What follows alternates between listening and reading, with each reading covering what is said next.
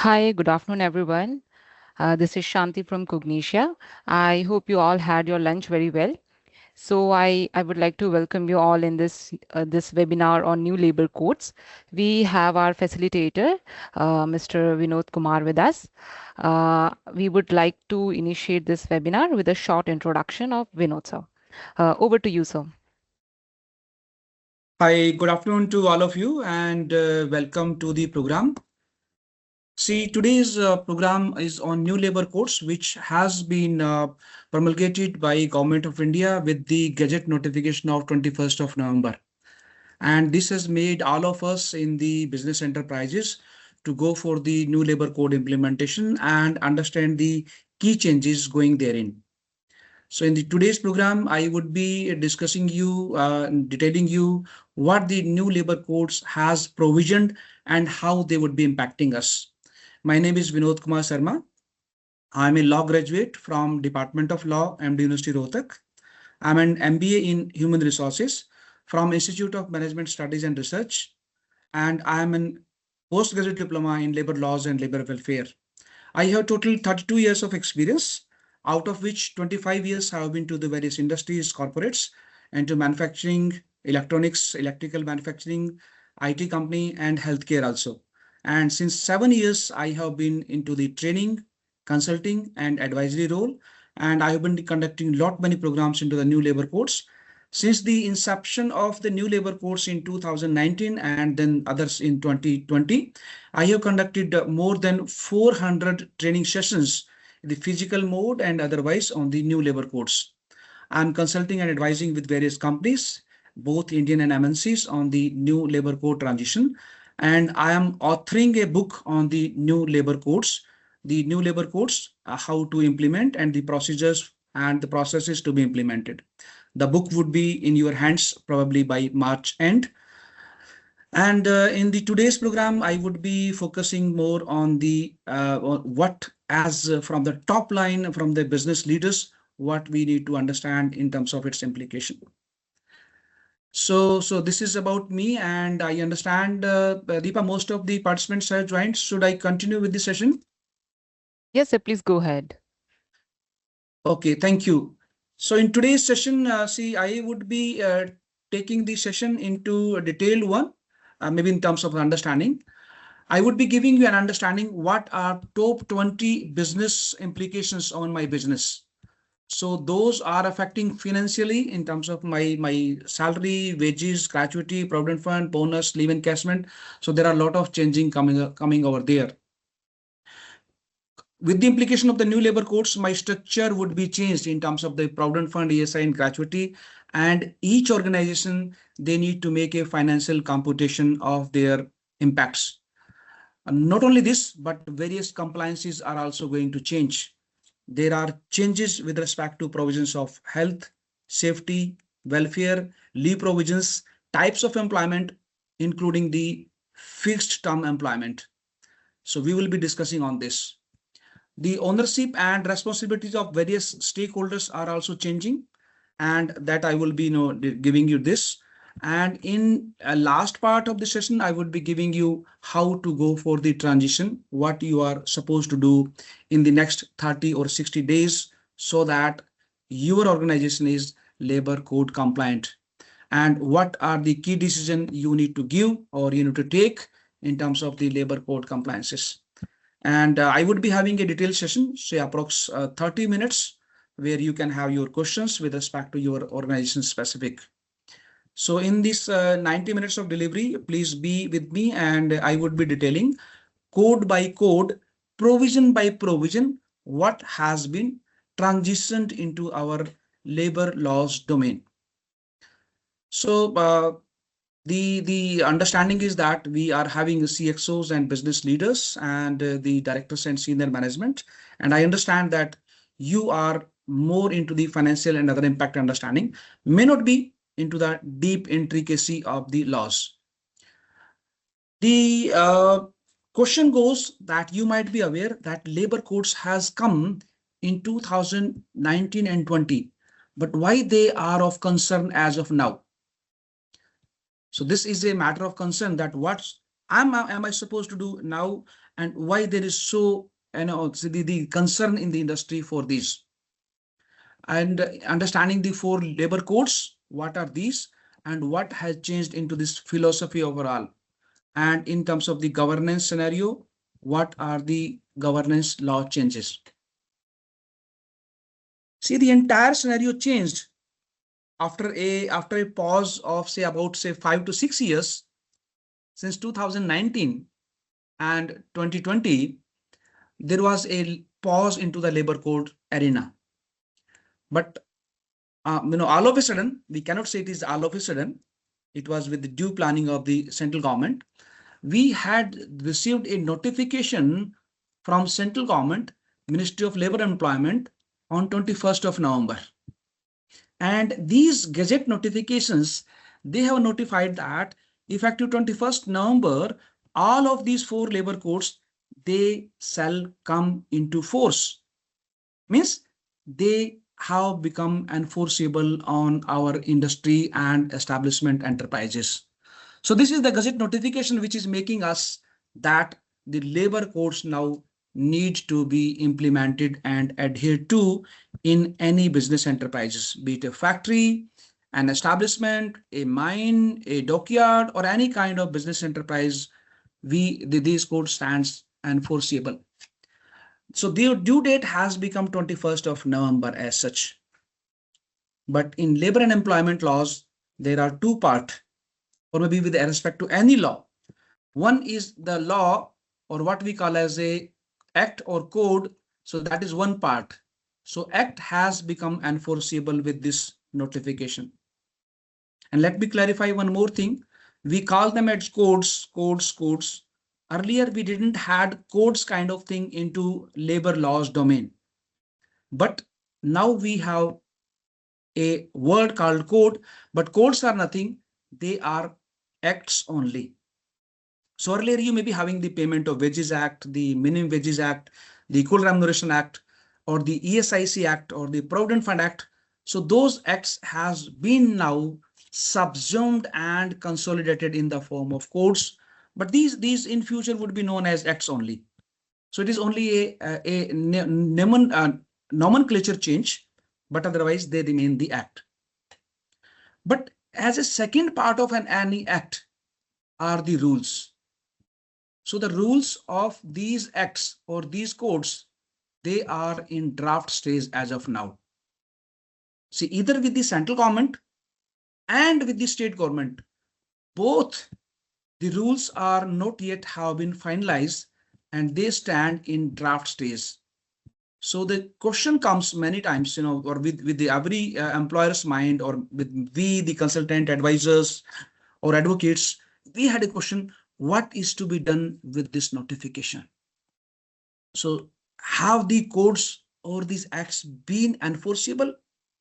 So yes, with this notification, the codes has become enforceable and applicable on any business enterprise within the territory of state of India. But as the rules are not there, the applicability with respect to the forms, sorry, pardon me, forms, processes, procedures, registers, returns, records, they are not in picture as of now. But as far as the provisions of acts are concerned, they stand enforceable and applicable as on today because the acts has become applicable. So in nutshell, as a clear-cut understanding, the codes has been enforced and they become applicable on us, and we business enterprises are now obliged to operate with these codes. Now, a brief understanding that what about these labor codes, how many and what and which are the laws being repealed with that. So we had first and the most important code with us, that is code on wages. So this code was as such passed in 2019 and it has four of laws under it which would be repealed, and it defines a 50-50 rule kind of thing, wherein it mandates that Now the basic wages, the basic salary would be 50%, and allowances has been capped again at 50%. So whatever allowances we are paying to our employees or to be the senior management or the middle management, they have been capped to be maintained at 50%. So this is changing a lot of change over there. Then we have another code called Code on Social Security. So this code under it is having acts like the ESIC, Provident Fund, gratuity, maternity benefit, the workman compensation, the welfare fund for the senior workers. So like this, it is changing over there, and there are few changes. So I would be letting you know what are the changes going over there. And total 9 acts have been repealed under this, whereas 4 acts have been repealed under this code. The third code is our industrial license code. So once we say industrial license, this is more related to the workers. And this has 3 prominent acts under it, which include the Trade Unions Act, the Standing Orders Act, and the Industrial Disputes Act, which are related to the workers' employment and their terms. And this comes with a very another important change in the law is about the fixed term employment. Now, fixed term employment has been legalized in India even for the workers category. Yes, even for the workers category. Now, employers are permitted to hire even the workers for maybe 6 months, 1 year, 1.5 year, 2 year kind of project whenever they require them for the business. And upon the closure or termination of the contract, there would be no legal repercussions attached to the establishment. Now we don't have a fear that if I terminate the services of a fixed term worker upon 1.5 year or maybe 2 year on the closure of contract, so he would file a case in the labor court. So that fear is gone away with this very provision of fixed term employment under the industrial license code. Besides, there are a few other changes. I would be deliberating and discussing this.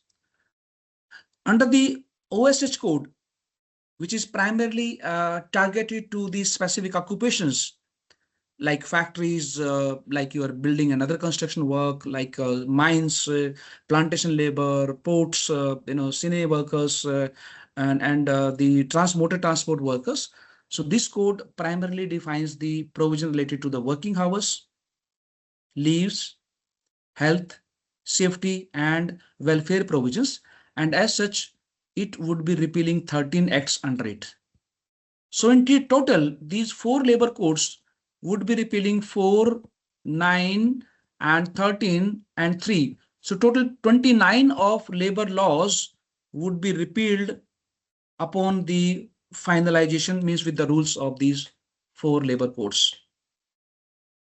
But what would be changing? And what has made India to adopt these codes mechanism? Why this code as of now? We have been having our labor laws since many years. Maybe one of our labor law is 102 years old. The Employees Compensation or the Workman Compensation Act, 1923. In fact, 103 years old.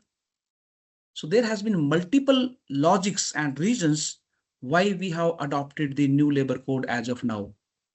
So one of the prime reason is the consolidation of the law. So we have multiple labor laws, means we have more than 50 labor laws in Indian labor laws, index, which may be applicable to an establishment. And out of which, if I do selective, configuration, maybe any organization would be subscribing to not less than 25 labor and employment laws. Yes, any organization is subscribing to 25 labor and employment laws. So this number is very high. So there was a need that how can we reduce this number? Of course, this 25 is not just reducing to 4 labor codes. There are still certain laws which still remain out of the purview or out of the categorization or coverage under the new labor codes. But the number has been certainly reduced and these have been consolidated So that is one of the purpose why we have labor codes. Second is we have to be modernized. The post 1990, the opening of Indian business for as an open business world, going for globalization, it was need that we also need to change our labor laws. So there was a no, constitution, the commission constituted in 2002, the National Commission of Labor, that was constituted and given a duty that please study the Indian labor laws and give us a report that how the labor laws can be modernized, consolidated, and made user friendly, or what we call as ease of doing business. So modernization has been one of the purpose and how we can get our own Indian laws. In fact, practically, if I say this purpose has not been overall achieved, but yes, the laws has been modernized to the sense that digitalization has been adopted as of now. Transparency has been maintained, and the HR compliances can be now paperless. Everything in the labor law scenario has been made as a digital process. And in fact, if one of the CEO or maybe I as an HR head or maybe someone targets that I need to make my HR compliance paperless, I can make. You can make. The HR compliance processes can be paperless, like the other HR processes has been paperless, and you can adopt this process. So everything is digitalized. Any license, registration, return, record, display, everything has been allowed on a digital platform. If you intend, you need not maintain anything on a register or paper. Another purpose is to align the business and companies with respect to global businesses and to compete with the countries. Now, there was an initial thought process that can we make a 12-hour working possible? Yes, this has been closely achieved, that you can have a 12-hour working with certain conditions apply. I would not say this had been fairly or straightway allowed, but yes, with conditions apply, 12 hours working has been made little possible. Again, I'm using the word little possible. Cautiously, I'm using those words in that sense. But you can do it if you really intend to. And this has been made with a purpose to make India a global manufacturing hub and to make India a competitive manufacturing hub with respect to its closest competitive countries like China. Next is the stakeholders' interest has been configured well, and where the many interest of the employers has been taken care of. The provisions of fixed term employment, the trade union recognized process, the process of layoff, retrenchment, and closure of an establishment, the processes of many other laws where the imprisonment or penalization of the employer, they have been repealed now, and they can be made in the form of a financial fine. These how interest have been maintained for the employers or the business enterprise owners, whereas the interest of employees have also been maintained with respect to this wage salary 50% mechanism and other such many mechanism. The interest of employees has been duly taken care of. So it is a balanced out proposition with the new labor codes. The changes has been made like this. So here is a direct list of those 29 labor laws, each code wise. I have just briefed you, and I would be further discussing on these during the each code configuration. Now, with the first code, the code on wages, which has your payment of wages, the Minimum Wages Act, the Bonus Act, and the Equal Remuneration Act. With the notification of 21st November, these all four labor codes now they stand repealed now. And the code on wage is taking place on their place, in its place. And in the code on wage, there is one of the most important change coming over there. with the definition of wages. So we call this as a heart of salary restructuring, wherein the wages has been categorized into two parts, component A and then component B. Now the A component are, we can consider that these are the basic wage, whereas the B component are the allowances, and they have been capped at 50%. Out of total salary, now salary is now a CTC concept again. This also concept has been also changed. Earlier, my wage definition under the labor laws, the erstwhile labor laws, it was not a CTC concept, but now it is a CTC concept. And with the B component remaining as 50, the A component also comes to be 50%. Means now my basic wage would be 50%. Means the basic salary has to be 50%. And one more thing, now everyone in the establishment is covered by this code. Everyone is an employee by this definition, including a CEO of the company who is on the company's payroll. The CEO of a company, if he or she is paid salary through the company payroll, then that person is also covered under this definition of wages and protected by this code on wage, or will be covered by this code on wage. Now, what would happen with this 50%? That this 50% capping makes that it is an upper limit. Today in the business scenario, what we are having, most of the companies have basic salary at 30% or maybe 35%. Max to max, some of the company are having this basic salary as 40%. So this is leading that the allowances, they are either at 70% or 65% or 60%. So this is against the new law, contrary to the new legal provisions, which we need to change.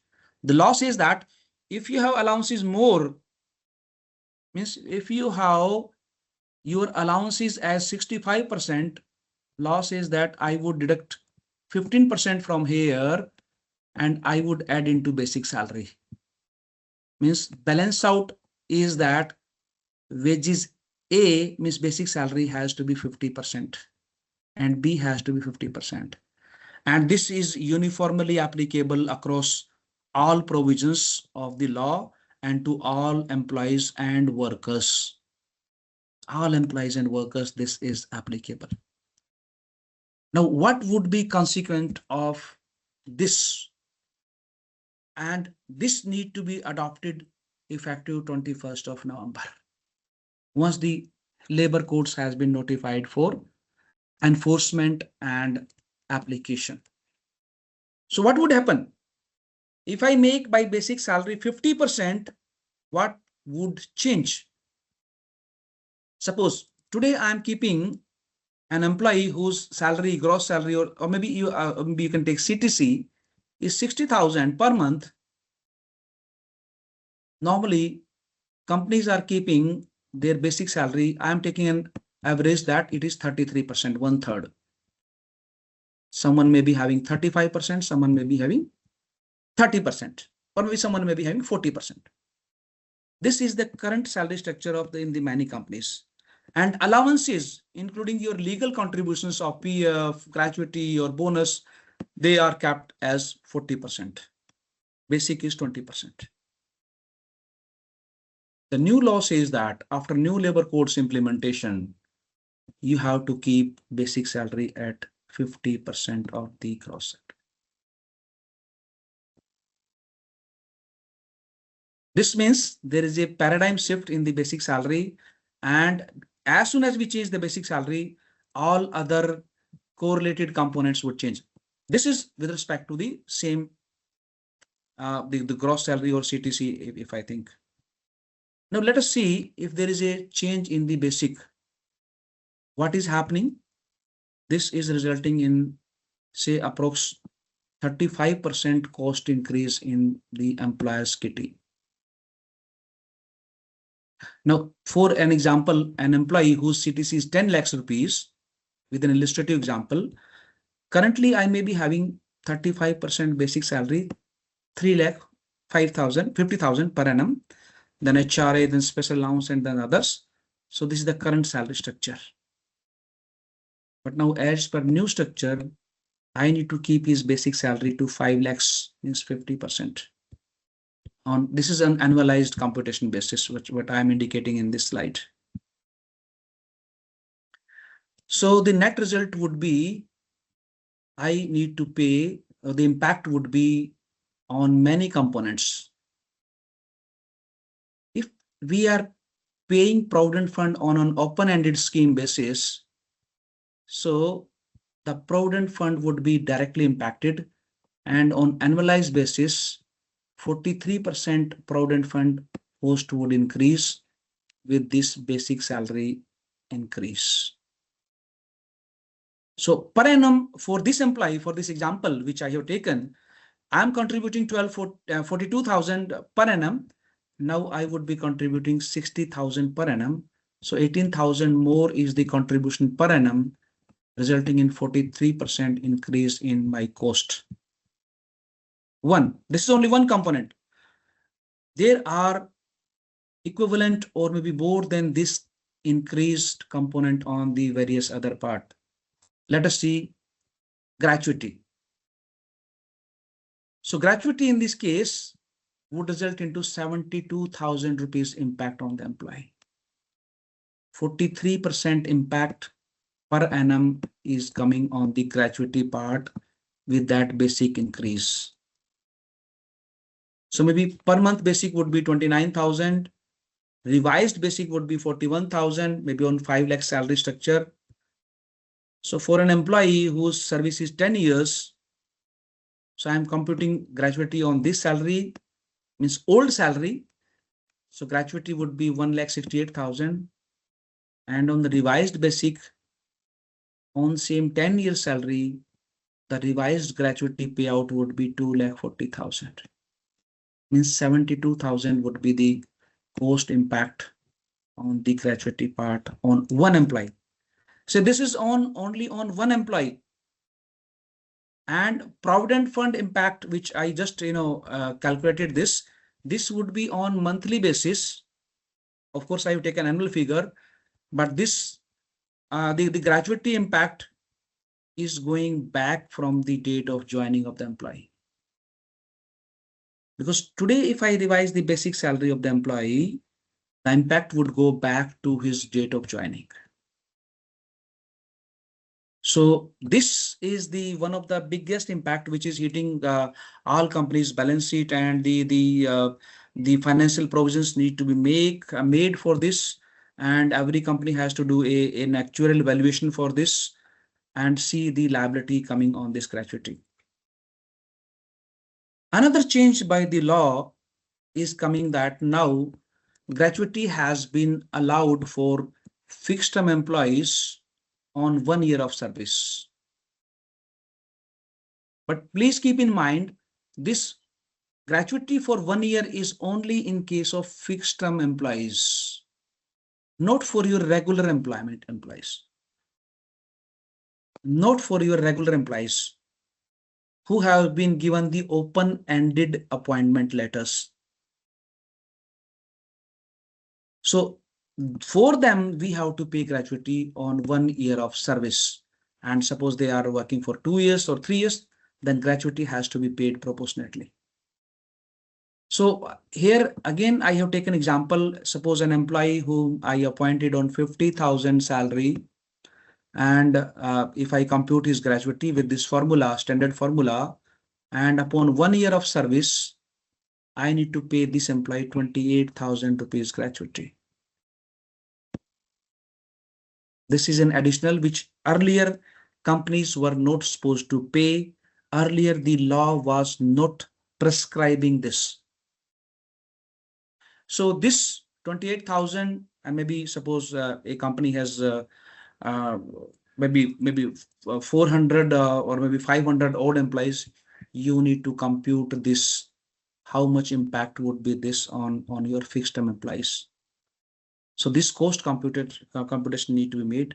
And here a precaution, please keep in mind that if you have fixed term employees in your company who are continuing in job, who are continuing services for 2 years or 3 years or 4 years, post 21st of November, they have to be paid gratuity. And this gratuity would go from back date since the date of their joining. So this computation and cost calculation need to be done by all of us for our company. Then similar impact would be coming on bonus part.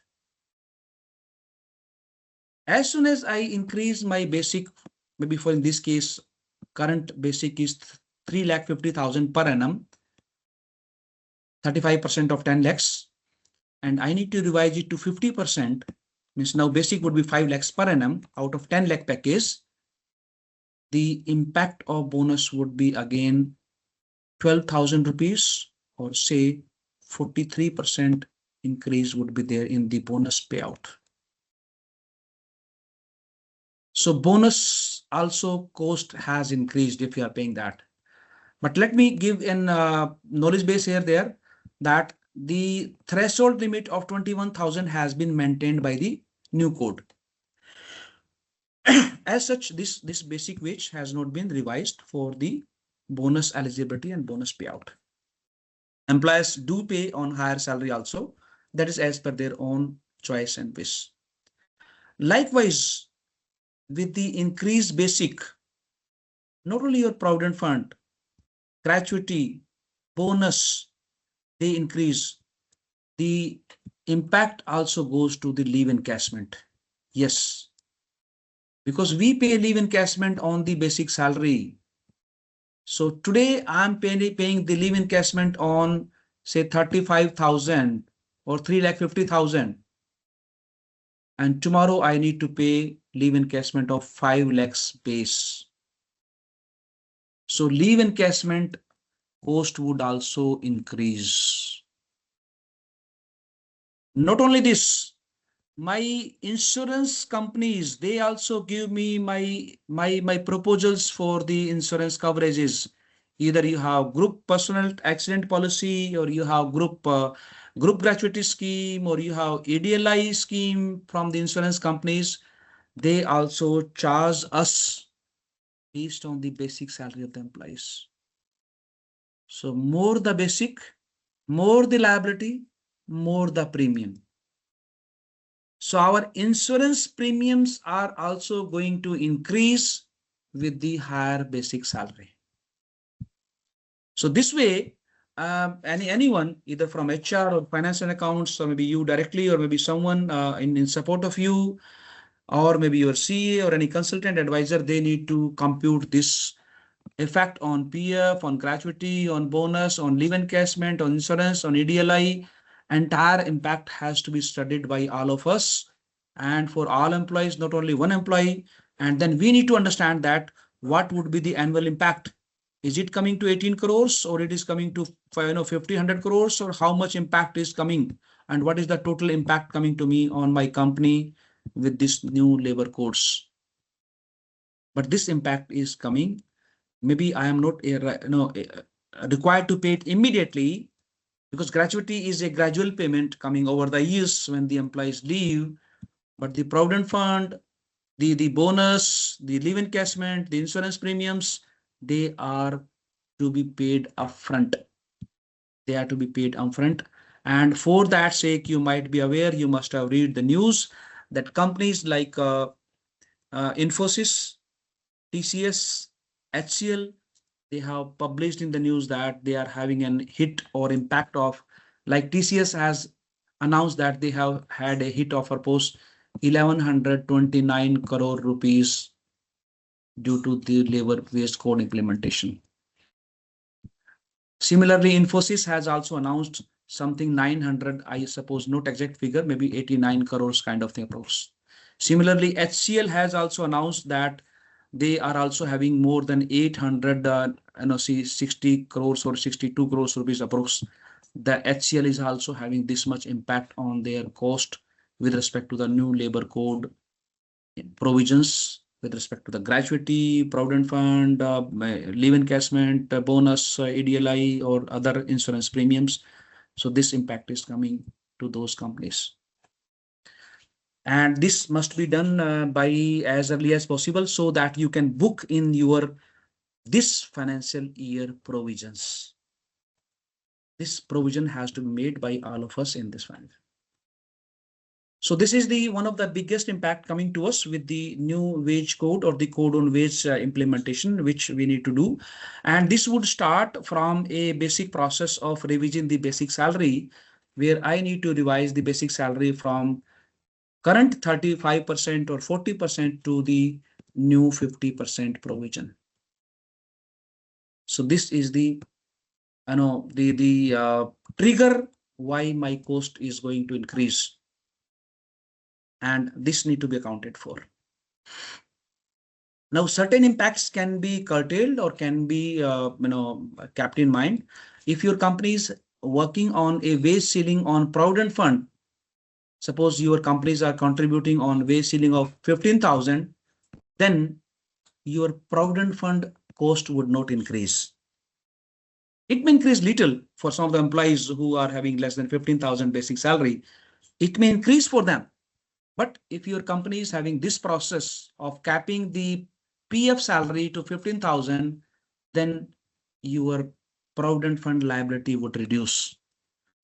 Second consideration you have to keep in mind that if the basic is increased, the provident fund corresponding provisions would lead to higher provident fund contribution. The take home pay may also be reduced in case of employees. Again, this would be less in case you are having a base ceiling of PF of 215K, then this would be lesser, because then PF salary is not changing, then take home is not changing. But if in your company, if you are having a open provident fund contribution, means if someone is having a 40,000 salary, basic salary, then he is contributing 12% on the 40,000, sorry, then the provident fund impact would be there. And if you adopt this conversion immediately, then employee would be going to reduce a lesser take home salary, which is again affecting the employee's morale. I need to adjust into it. I need to take care of it, being in the HR or CFO or maybe anything or any CEO. We need to take care of this, how to absorb this, how to adjust this. And let me give you this solution. The best way to absorb or adjust is to execute this increase or this conversion when we are executing our PMS cycle, means annual appraisals. So most of us, we do our annual appraisals in April. So the best time is, if you have not done till now, the best time is to execute your PMS cycle and do your performance appraisal in the month of start immediately and complete it by April first week or second week, and execute this process so that by the time you are also clear about the code's implementation, and then you can make this adjustment over here. The biggest challenge coming over here is how to maintain the employer's cost, how to keep it at a balance out. Where can I adjust? That is the biggest challenge coming on, because otherwise with the basic salary increase, all components leads to proportionate increase in the liability of the employer part. Let me tell one more thing, that laws are not changing as such for various threshold limits. The ESIC threshold limit has been capped on 21,000, and this is leading to your contribution 3.25 by the employer, and so these are the legal part. I'm not going into that. But let me tell you that this definition of wages under section 2I, which we have just discussed, 50-50 wala formula. So that is leading that should I also increase the ESIC threshold limit of my employees? So within caution note, within practical adaptability, I repeat, practical adaptability, I am recommending that please wait for this. do not change your ESIC wages as of now, because the wage definition, despite says that wages are basic salary, but ESIC Act has some allowances also to be covered under ESIC. Current ESIC Act has that allowances are allowed to be covered under ESIC. So the new code, under its rules and schemes, may also continue with the allowances to be covered for ESIC threshold limit. That's why it is my personal recommendation and suggestion, and to my consulting companies, I'm also advising that please wait for revision of ESIC salary till the time the final rules and ESIC scheme is out under the Code on Social Security. Okay. Now, what to do in terms of the other parts?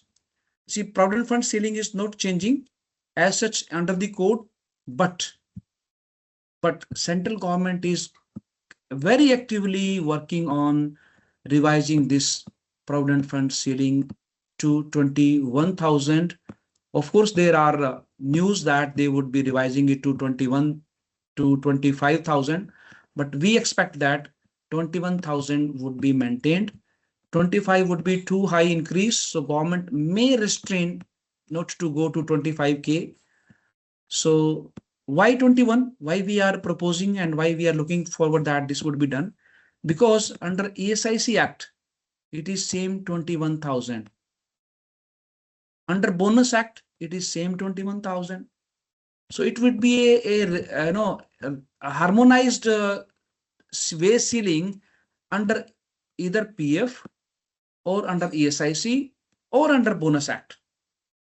So that's why we are expecting that government would be revising the PF wage ceiling to 21,000, but we cannot say. It can be 25,000 also. But if the government changes it to 25,000, then your Provident Fund contributions, PF liability is going to increase for the number of employees who has their salary from 15K to 25K range. So their contribution would be higher as an employer part, and the employees contribution also would be higher. So they would be having a less take home salary. So this only we can say wait and watch till the government notification comes, and we are expecting it at any time, probably in the month of March, like the other rulings of the states. Now, this is the, as I told you, prime change coming over the new labor codes, and we have to be very calculative and very authentic in our computations. And again, I am reiterating that please make these provisions in your balance sheet of year 25-26. Please make the provisions. Maybe we may not be required, let us see, but it is better to have the provisions made for all these changes coming over here. Part 1. Now let me come to the part 2 and understand that what are the other changes coming under the new labor codes. The other key amendments under the codes is first that now all my registers, records, returns, they can be maintained on digital mode, electronic mode. So either data storage or application for registration, licensing, everything can be allowed digitally.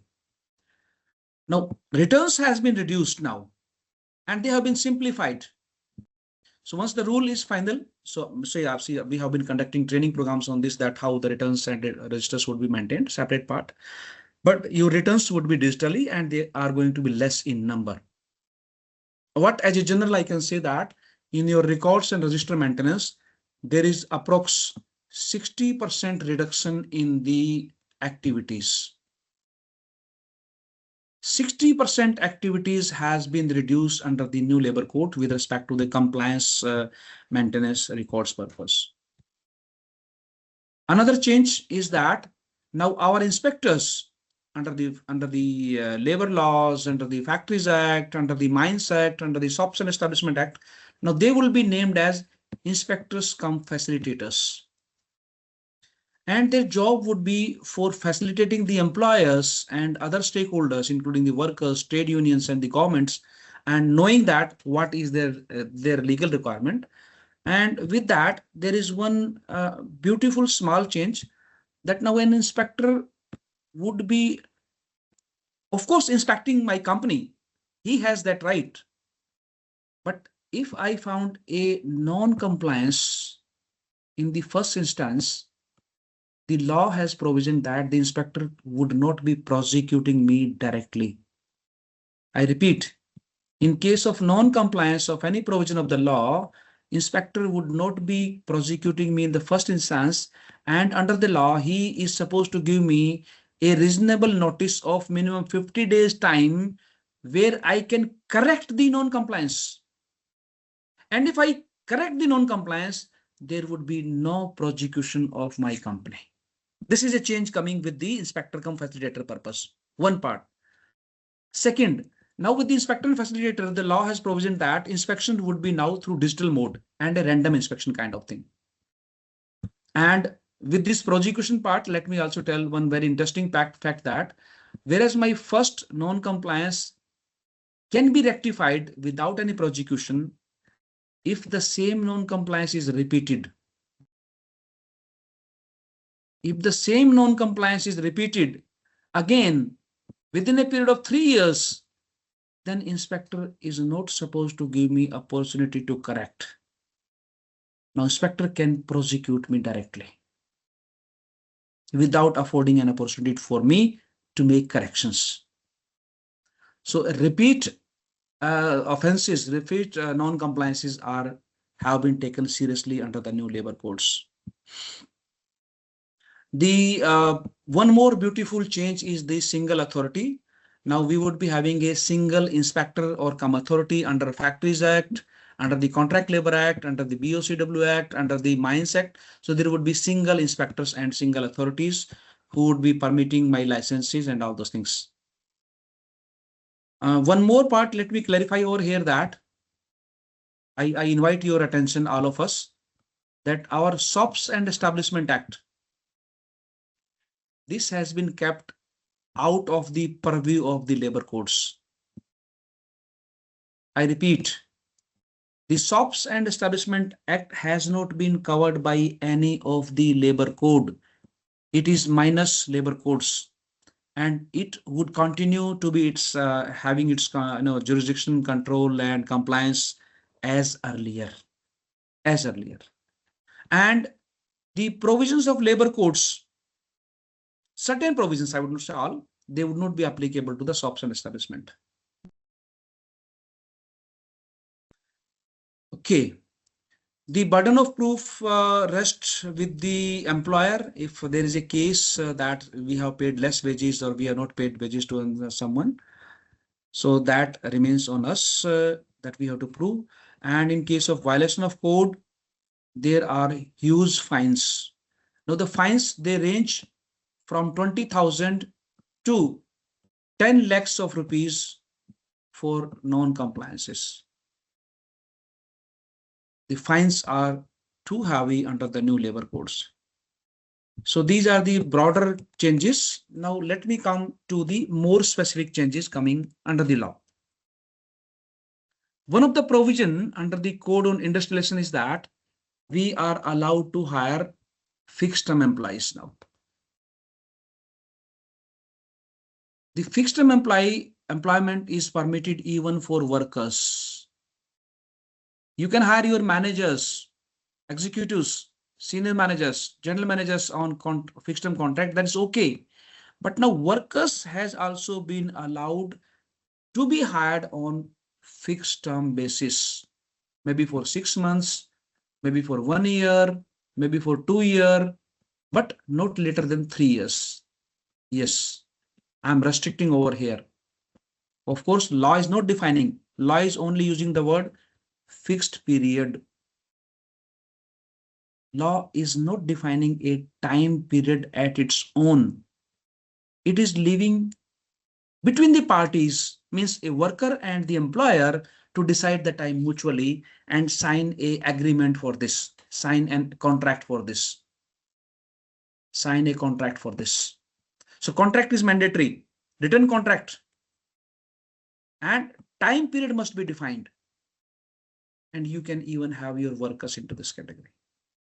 So for CEOs and business head, I see this as one of the wonderful opportunity where the companies, those who are into project execution, like power projects, like telecom projects, like railways projects, or maybe the other, or like the various schemes of government of India in terms of the various facilities to be provided to villages and towns, and other jobs we are executing for railways, metro railways. We need to do that project for 1 year basis, 2 year basis, and we need even workers for maybe for that only defined duration, and we are not sure that we will be getting a repeated contract. We are not sure, or maybe in the same location we will be getting the contract. Today I'm executing a project in Assam, tomorrow I may be getting a project in J&K, next time I would be in MP. So I need to hire workers from that local area. So once I complete the contract, let there be no liability after this. So this is a one of the, say, I would say most the employer friendly the provision of the law, which need to be understood in detail and utilized wherever appropriate. But the core are written contract and period must be defined. But there are certain condition. Condition number one, you have to pay them wages and salary and allowances equal to the other workers. Means the formula of same work, same pay shall be applicable to these people also. Same work, same pay, equal work, equal pay formula is applicable. So their salary and benefits would be at parity. Second, the statutory benefits to them like ESIC, Provident Fund, bonus, maternity benefit, leaves, leave encashment, or other benefits, including the gratuity, they shall be paid to them proportionately to their period of employment. So that has to be given to them. However, law mentions that all statutory benefits, and once we say all, then gratuity is part of it. So law is clarifying that no, all does not include gratuity. Gratuity would be paid to them not on 5 years, but on 1 year. So if you hire a worker or an employee on fixed term basis, and that person is hired for 1 year, then gratuity has to be paid on 1 year of service. So this is what I was discussing in the start session. This is one of the important change with respect to the fixed term employees, that whoever you have had into that category, you have to pay for that. The another legal part is that if you terminate the services of a person, of a worker, upon the closure of the contract period, it would not be termed as retrenchment. So you had someone for 18 months, and after 18 months, the contract would be automatically closed. You need not give a notice to that person that your contract is closing on closure of 31st March upon 18 months.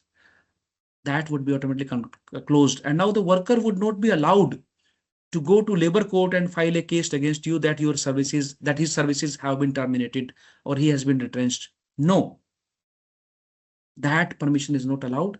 So this is a liberty in terms of an legal explicit contract between you and the worker, where time has been defined, and upon that time it would not be called as termination or retrenchment. So this is one of the avenues of the category of employment which I term. And here it only gives that yes, gratuity is payable on 1 year, but it is opening various avenues for you to hire even workers for your business operations into fixed term contract, and they can be into any activity. There is no question of core, non-core, any. They can be doing any core or damn confidential activity of my organization. They can be doing any activity. So we have to look into this also in comparison to my contract labor employment that we have to see. Okay. Another provision with respect to the business or the factories or the industrial employment is with respect to standing order. So this I've discussed, it is repeat. So standing orders, who are industrial establishment or factories, so we need to get our standing orders certified. And it is only for the workers number. So the law currently, my standing order says that if I'm employing 100 workers, I need to get my standing orders approved. But now law is changing to 300 workers. So this threshold limit has been enhanced from 100 to 300. So this normally we call it as ease of doing business,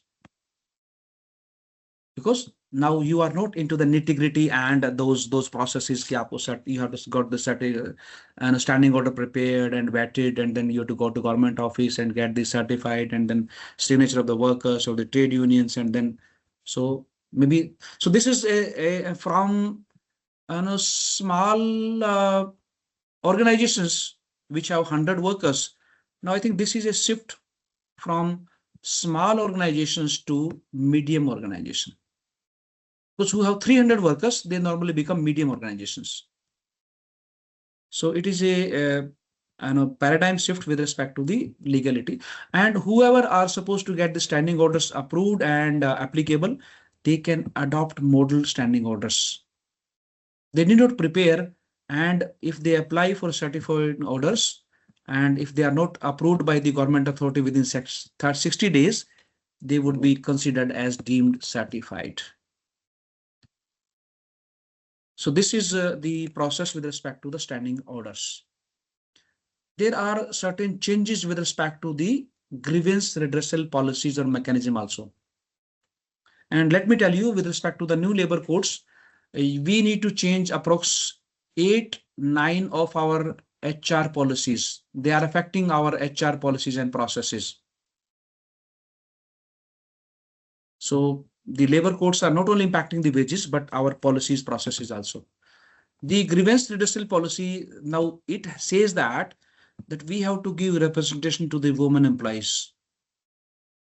Earlier, I was supposed to have a grievance redressal committee in my company if I'm having 20 or more workers. But now the grievance redressal committee need to have women representative also. And in the percentage of proportion when they are employed. Suppose I have 20% women in my company, so my GRC should be having 20% members. So it is into equi representation kind of thing that grievance redressal committee has to be this.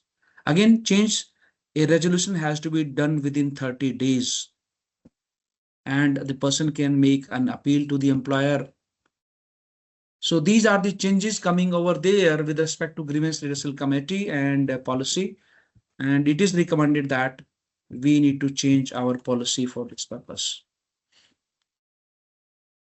Another change coming is that with respect to layoff, retrenchment, and closure of an establishment, earlier we need to go for the permission of the government for the closure and retrenchment if we are having 100 or more workers. So up to 100, we need to only give notice, after closure of this. Now the code says that if you are having 300 or more workers, then you need to go for permission. So the permission limit has been enhanced from 100 to 300. Again, applicability of these provisions to the bigger organization employing 300 workers. Now, another provision is that in terms of liability, if I'm having a worker and if I'm retrenching that worker, see, in case of retrenchment, then I need to pay that worker a amount called as the reskilling fund. This reskilling fund is nothing but for the purpose that the worker who has been removed from the services, retrenched from the services, so he is given an amount equal to 15 days of last drawn wages so that he can retrain himself or reskill himself. And this has to be paid within 45 days of the retrenchment to the worker.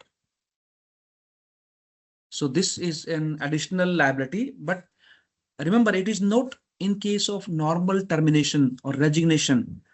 Termination means when we terminate someone because of the misconduct, theft, violence, absenteeism, and other misbehaves. It is not applicable in those cases.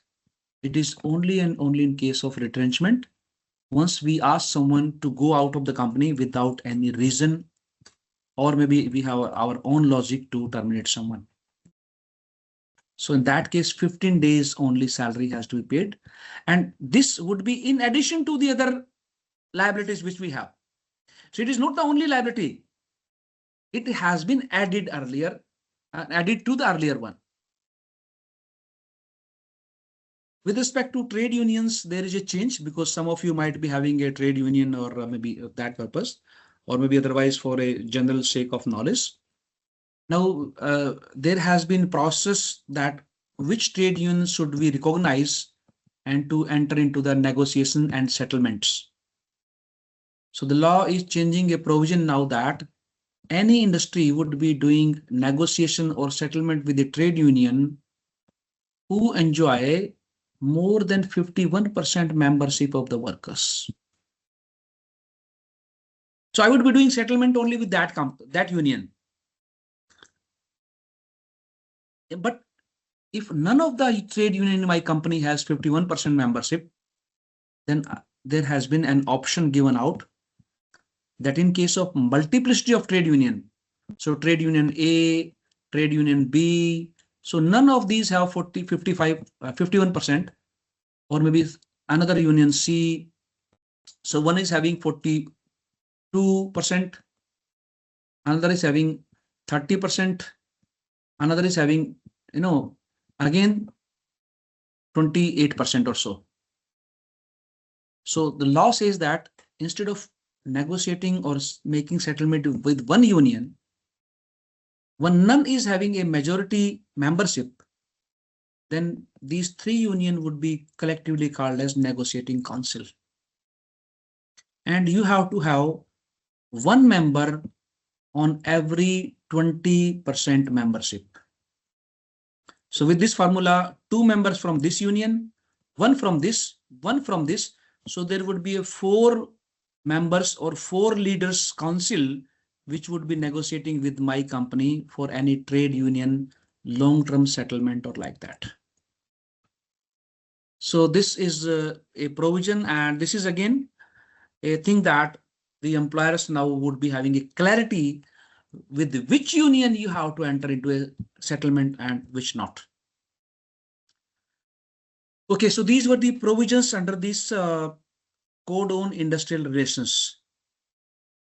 Now I am coming to another code, the code on occupational safety, health and working condition, which is applicable to the factories or the plantation or the mines, building, other construction and the other thing.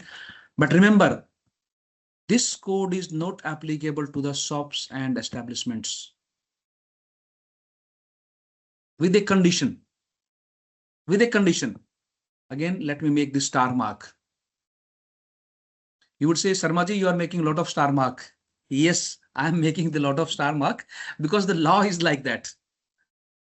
Law normally always have certain conditions. Conditions apply.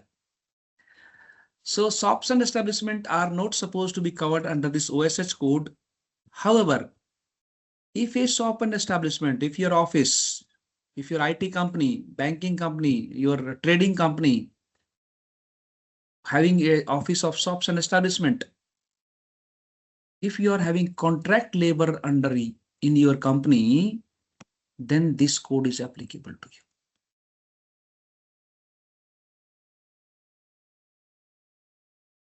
And this would be only applicable to the contract labor, not to your direct employees. Not to your direct employees. The provisions of OSH code, sorry, I missed my slide. The provisions of OSH code would be applicable to the employees of contractor in a shops and establishment, not to my regular employees, not to my employed fixed term employees. Because this code only covers the contractors and the contract labor. It does not cover the shops and establishment. I hope this provision is clear, and this need to be kept in mind. So bluntly, I need not adopt the provisions of OSH code on my employees who are working in my office, maybe my corporate office, my head office, my sales offices at Mumbai, Hyderabad, Delhi, or maybe at Chennai or any location.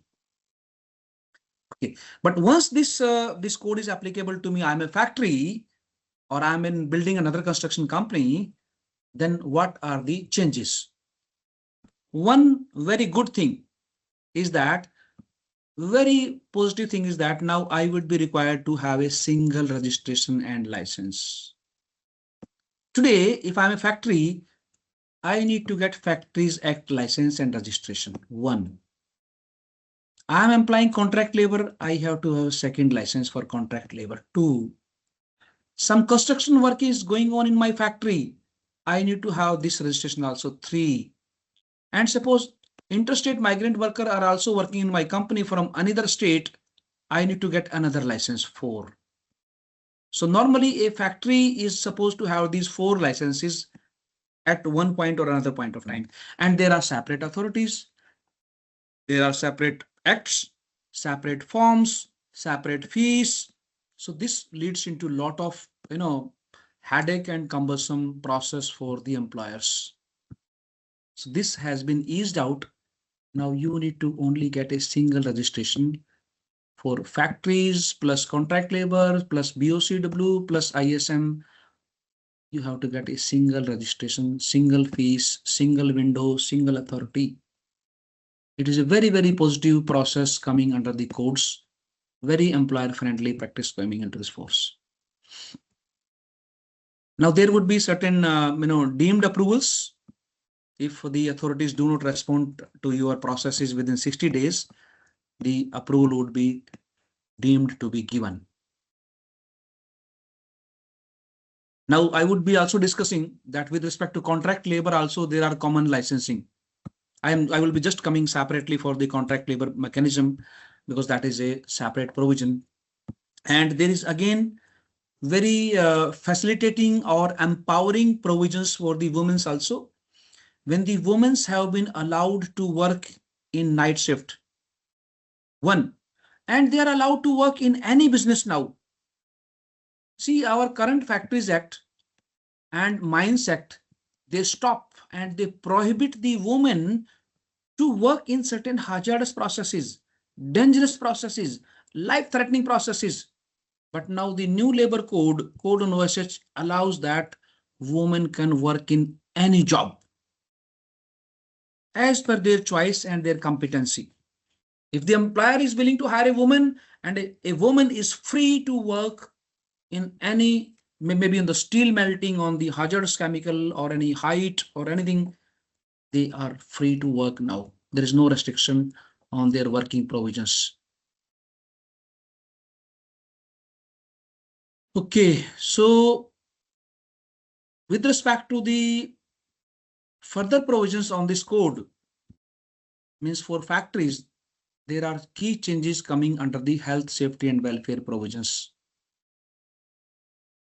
And these provisions are related to the restroom, lunchroom, canteen, appointment of a welfare officer, ambulance room, crash facility for the employees, or maybe a safety officer designated for that.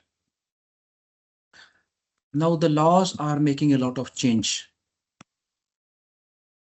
Now, if you are having a factory or mine or plantation or maybe like this, they are specified over here. So I'm referring mostly for factories because they are most common. You have to provide a restroom or lunchroom for your workers if they are 50 in number. See, in the current law, it is 150. See, the number has been reduced. The provision remains the same, but number has been reduced the same. Means liability comes to you early. Means smaller organization would be required to even provide this. Canteen.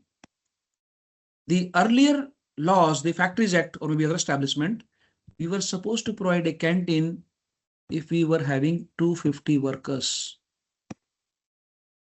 But now the new code on OSH says that you have to provide a canteen if you are employing 100 workers. So please note down, many of you might be having a factory in your business and where you might be having 100 workers. So now you need to provide canteen. Okay, third change. We were supposed to have a welfare officer. So this has been provisioned to be engaged or employed if you are having 250 workers. Earlier the number was 500. Here also the number has been reduced. Provision of an ambulance room. Ambulance room means first aid room. The medical emergency room. It was earlier also on 500. This has also been capped on 500. So there is no change over here. The crash facility. Yes. All kind of establishments are supposed to provide crash facility if they are employing 50 employees. Remember here the denomination or the indication is only to the employees. There is no consideration for male or female. Even if you have all 50 male employees, still you are legally provisioned to make provision for the crash facilities. Even if you have all the 50 male employees. Earlier, this number was 30 female. If you have 30 female in your company, then only you are required to provide a crash.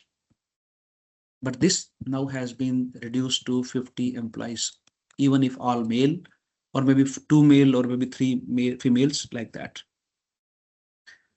There has been provision of safety officer in a factory or hazardous processes or in a mine, which has been made to 500 in normal case, but in a mine or hazardous process to 250 and to dangerous processes to 100.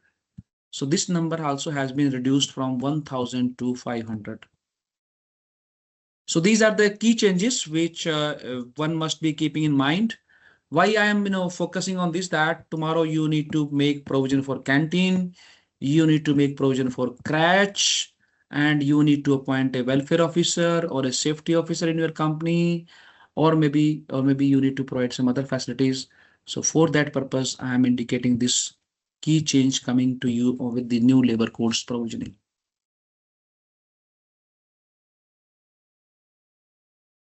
Under this code on OSH, again, there is a change coming with respect to the overtime. Now the workers are allowed to do on overtime, and this overtime would be paid twice the rate of wages. And we have to be, this has been pre-approved, but there is a change coming over here that now for getting some worker to overtime, you have to get his consent. You cannot forcefully order a worker to work on overtime as per your orders. The consent of worker is mandatory now. Change number 1. You have to obtain a consent either on daily basis or maybe on weekly basis, fortnightly when you are, or maybe on monthly basis if you are changing the shift, maybe for that duration to the max. One change. Second change is coming that now many state governments, see, it is not in the law, but in the state rules, which are in draft stage, they are saying that now overtime hours can be 125 hours per quarter. Per 3 months. Today we have under the Factories Act, it is 50 hours per quarter. So this number is being increased, and this provision is leading that you can have approx 1.75 hours of overtime to be worked on daily basis. So again, the law is allowing that 8 hours has to be worked by any employee in a day. The current law says that, new labor code says that you can get someone 9 hours working per day. So 9 hours of net working can be taken from an employee on daily basis allowed by the law. Law says that after every 5 hours, maximum 5 hours, either 4 hours or max to max 5 hours, you have to give a worker or an employee a 30 minutes of rest. That's why we have 4 hours, then lunch, and then we have again break. So half an hour lunch or break you have to rest, you have to give to any employee or worker after any 4 hours or max to max 5 hours. So suppose I want to keep someone on 11 hours based duty or 12 hours duty, how it is possible? I'm computing that. As I told you in the morning, in the start of the session, that now 12 hours is coming a close proposition. That seems to be reality. Now, if I employ someone in my company on overtime, so I am allowed, say, suppose 2 hours, let me take on daily basis 2 hours. So 2 hours means on 5-day working or 6-day working, 10 hours per week. And then maybe in 4 weeks, 40 hours, and maybe in 3 weeks, 125 hours. So to that restriction, okay. Now 9 hours of working, 2 hours of overtime, 0.5 hours of lunch break. Now if my employee is working for 11 hours, I need to provide him again half an hour of rest or lunch break or tea break, whatever thing you call it, lunch break. So what is total now? So this 12 hours is possible. For this purpose, many state governments are allowing that now a spread over can be up to 12 hours. This is legally. Keeping a worker on overtime up to approx 2 hours, it is not exactly 2 hours, is legal now. Is legal now. Subject to that you pay him the double the rate of overtime. See why I'm saying that? While discussing with many employers and CEOs and to that level working in that position, I find this is a pain point of many employers that we have to have, see a third shift. So can we have 12 hours working? Now workers also desire 12 hours working kind of thing. So can that be legally possible? That is coming to very closer. I'm not saying it imminently. Once the rules are finalized, so wait for that time and look forward to your state rules. Then you will be having that. In my book on labor codes, and I'm making my book on all the states.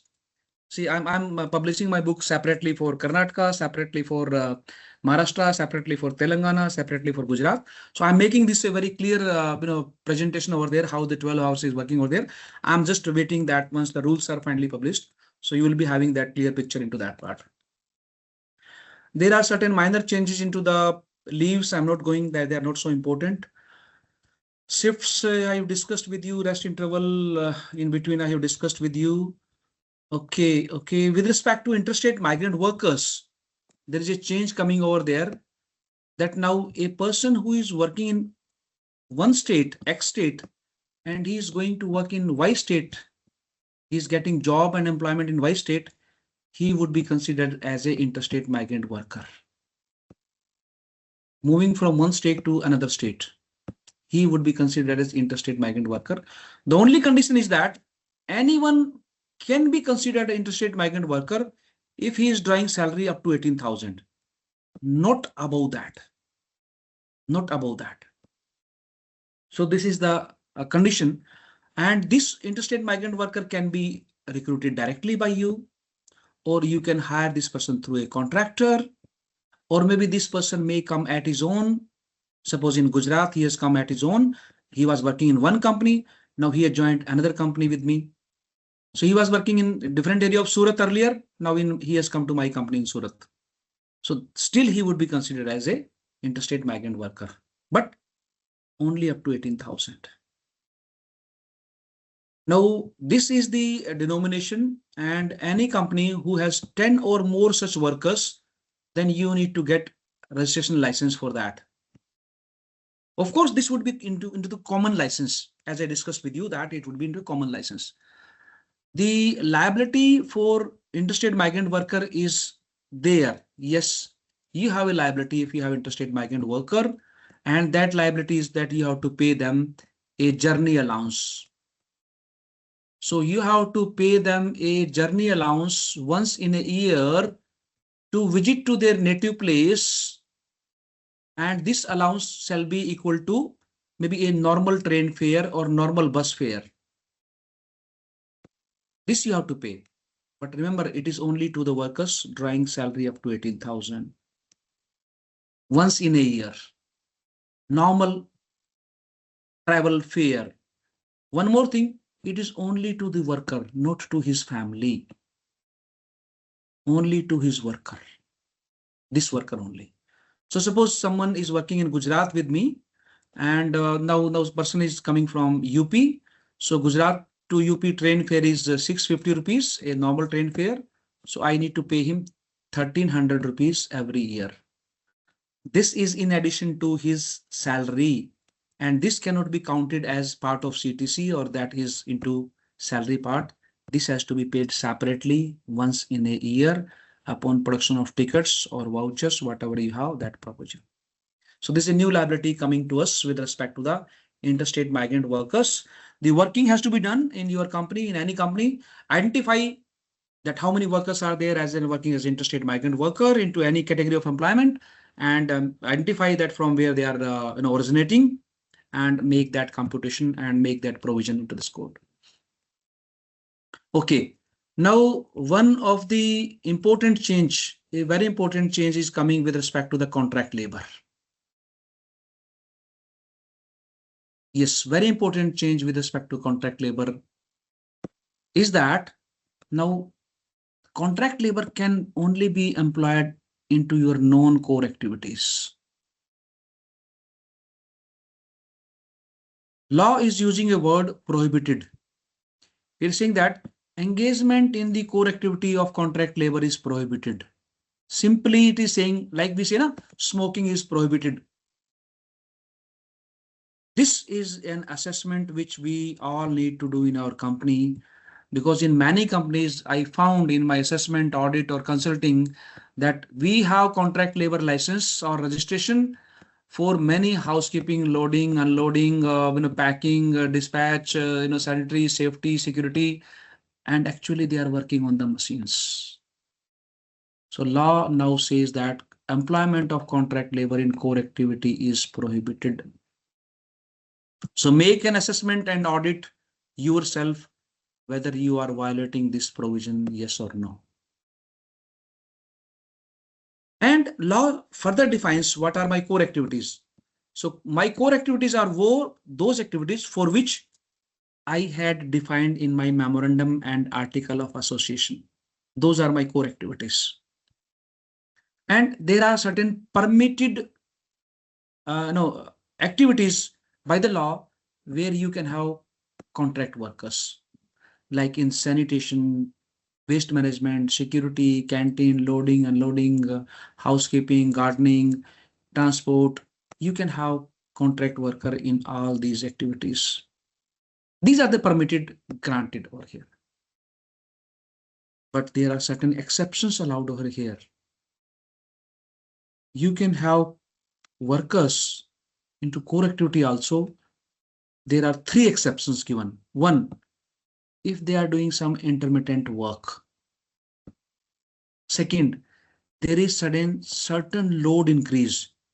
You have all of a sudden a certain export orders, customer orders, festive orders, then you can employ workers into core activity also. Or there are certain specialized skills. On those activities also you can have core activities which are as per the industry practice. So you can have core activity done by the contract workers. So this is a restricting part, prohibition part, whereas permission has also been given, exception has been given. But there are certain good things also. Good thing is one, now contractors shall be granted a license for 5 years.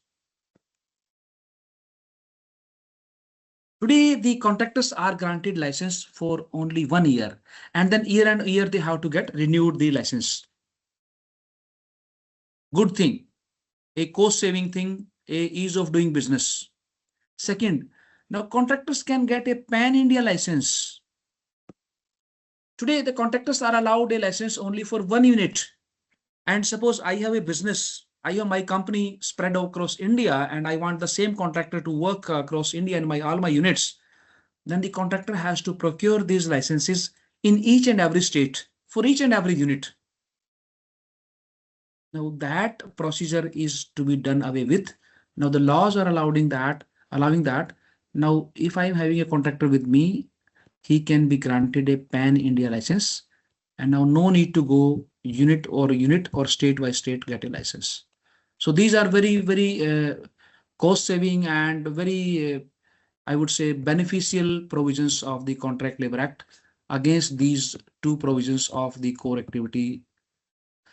One more thing, understanding the practicality, the law has made a change that now providing the welfare provisions or the safety provisions is the duty of the principal employer. So suppose in my establishment, in my factory, the contract labor are working and I need to provide them certain safety provisions, safety equipments, PPs, or maybe restroom, maybe the canteen, maybe the washroom, other facilities. Now the principal employer shall provide this. My earlier Contract Labor Act that mentioned that contractor shall provide. Now principal employer shall provide. So there is a change into the onus of responsibility of providing this. And now the employees employed by the contractor himself.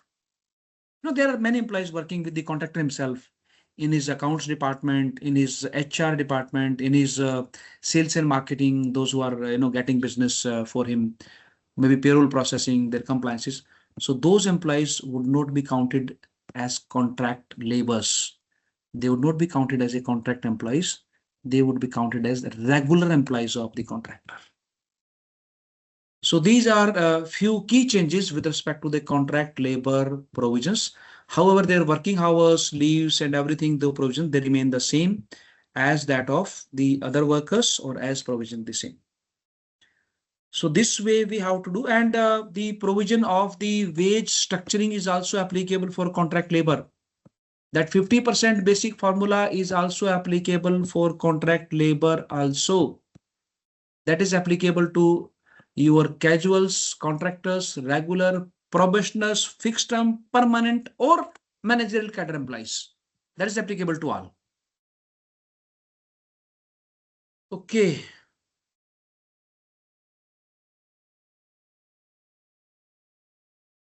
The law further provides that there are certain duties now, and one of that duty is coming that now every employer has to provide a appointment letter to his employees, including the contract labor. Now, the contract labor or the security company as a contractor has to provide appointment letter to its security guard or the contract labor. That is a mandatory legal requirement now. Whereas the law also provides that there are duties of employees now. Yes, duties of the employees, including the workers. Now, all employees are supposed to, keep health and safety provisions, maintain high standard of health and safety in their organization while working, and to report for any unsafe act or accident to the employer immediately to help in audit. These duties are now legal duties. So what I am recommending, please include these duties in the appointment letter of all of your employees so that you can make these legal duties known to the employee. See, employees would not be reading these codes, except some of the employees are reading the provision that they say, sir, would I be getting gratuity now after 1 year or 2 years if I leave the job after 2 years? So they are reading those provisions. See, everyone would be interested for their own interest, but they may not be reading the provision that there are duties of employees now. And what is more stringent over here, that if employee defaults in performing his legal duties, if an employee defaults in performing his legal duties into the health or these safety provisions, an employee can be fined 10,000 rupees. Fine can be imposed on that person. 10,000 fine can be imposed on the employee. So this is a change with respect to the the employee's duty. Okay, with respect to the social security laws, there is another provision coming for gig workers and platform workers. See, those who are working in the gig economy, what we have the workers working in the Ola, Uber, Zomato, Swiggy, Flipkart, eCart, Blinkit, or so many services. So that we call as a gig economy.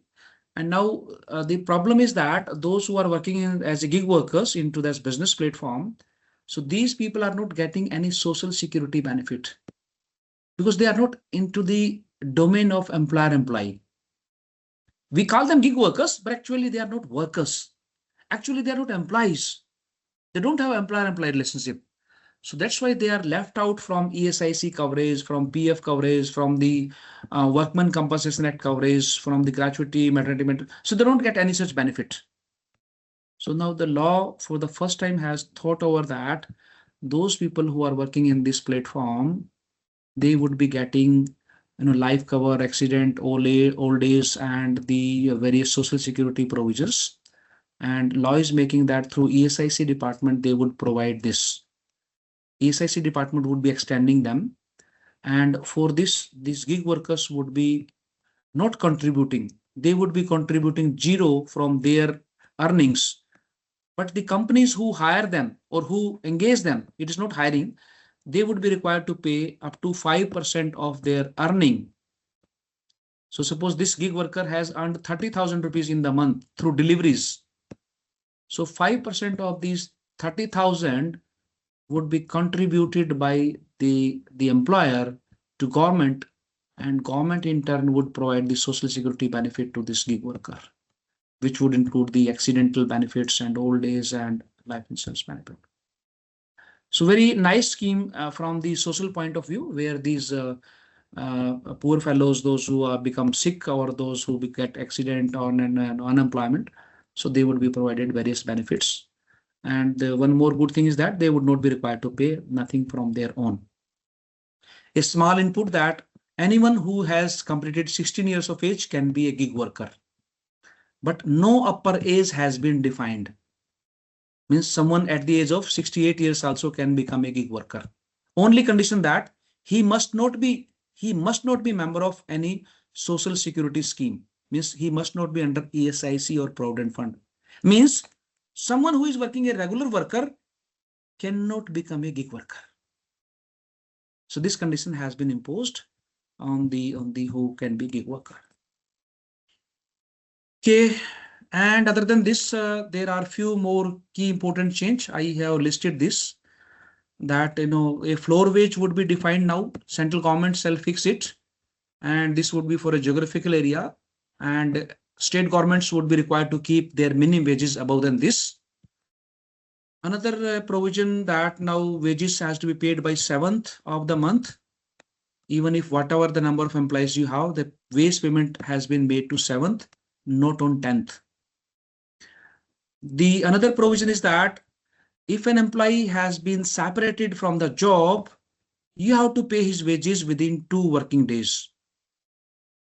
Yes, within 2 working days, the full and final settlement has to be paid. And this full and final settlement does not include the gratuity, that is excluded. The bonus is excluded. The special allowance is excluded. The variable pay is excluded. So this is only the wages which has to be paid within 2 working days. And remember, everyone is an employee under this code. Starting from an unskilled worker to the vice president or CEO, they are covered by all these provisions of the law. Next change is that total deductions shall not exceed more than 50%. Total deductions shall not exceed 50% of the employee's monthly earning, other than the absenteeism. So this is important because many companies in the month of February and March, in the name of income tax, they deduct huge amount of the employee's salary, which is illegal from the labor and employment law point of view. To deduct an employee's salary more than 50% is illegal from the labor and employment laws point of view. The labor and employment laws, they would overpower the Income Tax Act if challenged by in the court of law. Another minor provision but need to be taken care of, that fine can be maximum 3% of the wages of an employee. And one more change, that an employee who has been convicted for sexual harassment would be deprived of the bonus. He would be disqualified for the bonus for that year. So bonus would not be paid to an employee for dismissal for fraud, riotous behavior, violent behavior in the company, theft, misappropriation of funds, sabotage of the property, or conviction of sexual harassment. It was not earlier, it has been added now. Accordingly, you need to change your post policy also. See, the courts are, many places, I think somewhere I have indicated, somewhere not. The courts are also indicating many policy changes.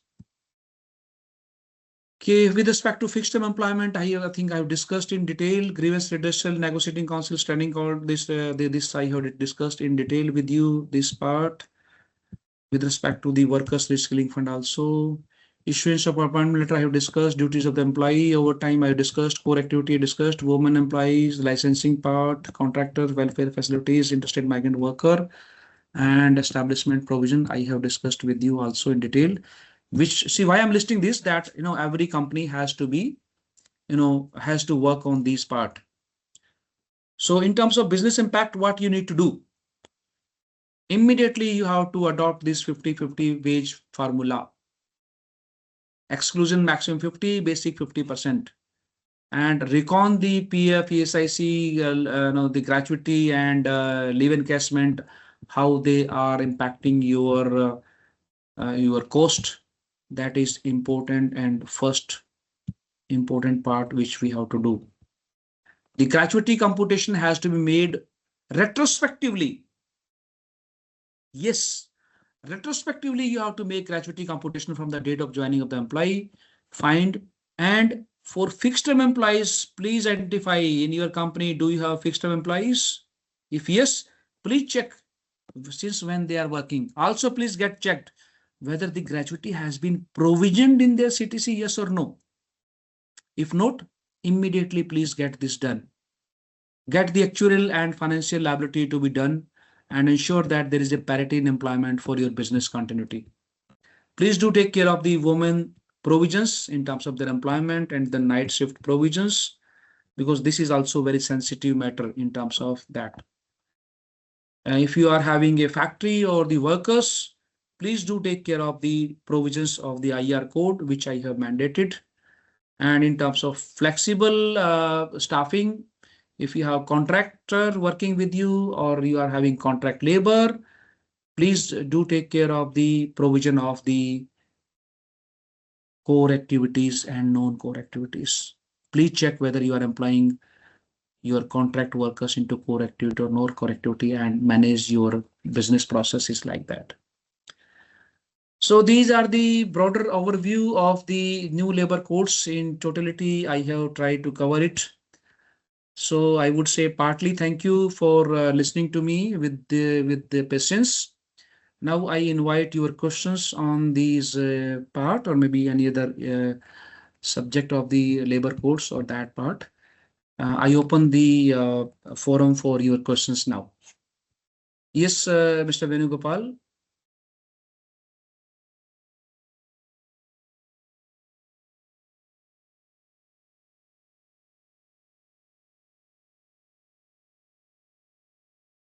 Yes, sir. Please come. Am I audible? Uh, Hi, Venugopal. You have the access to use the mic. Please speak up your question.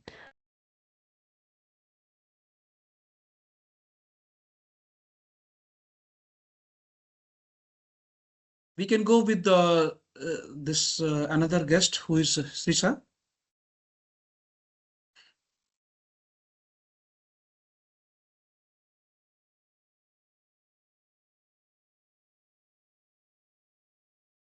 Hello, Mr. Sharma. Good evening. Yes, good evening. I have a question. Ji. Uh, so, I think in the given law, gross and CTC have been used interchangeably.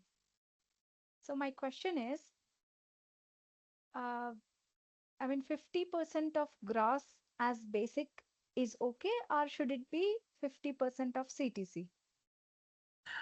See, this is again in open uh, part given by the law.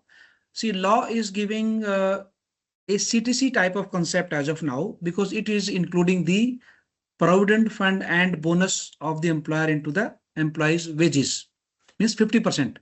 But it is excluding gratuity out of that. Okay. So, Gratuity has been kept out, ESIC has been kept out, leave encashment has been kept out.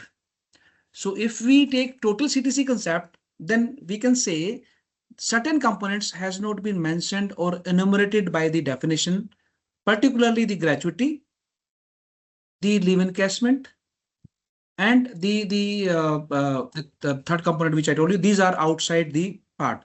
So rest you can say CTC, you can say CTC 1 and then CTC 2. But gross salary normally we compute whatever we are paying through payslip. We don't pay provident fund, we don't pay bonus in the monthly basis.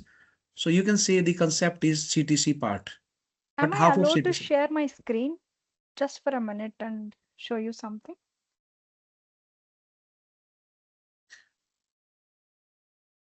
Yeah, Sirsha, sorry, as of now, Individual, we are this would be not. become an individual part, then we would not be able to take the questions of other guests. So I hope Uh, you have got my message. Yes, I do. uh, Yes, Venugopalji.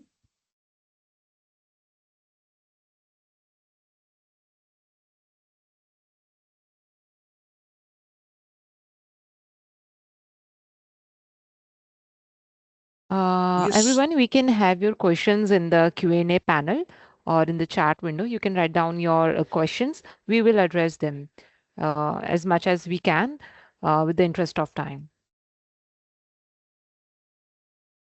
I have one question from Pranavji. Is there a minimum number of employees required for these labor codes? Yes. The minimum number are required. These are different numbers. If you can quickly note down, let me tell you, the number is 10 number for ESIC Act applicability, 10 number. For the maternity benefit, again, it is 10 number. For shops and establishment coverage, 1 number. For a factory to be covered with power, 10 number. For bonus, 20 number. For provident fund, 20 number. For apprentices act or apprentices applicability, 30 number. For the PT or welfare fund, again state wise different number, can be 10 whenever your company is registered. So there are different number for coverage of these, and this number has been carried forward as such. There is no changes into that. The contract labor is 50 number. So there are different number of employees for coverage under that act or that provision.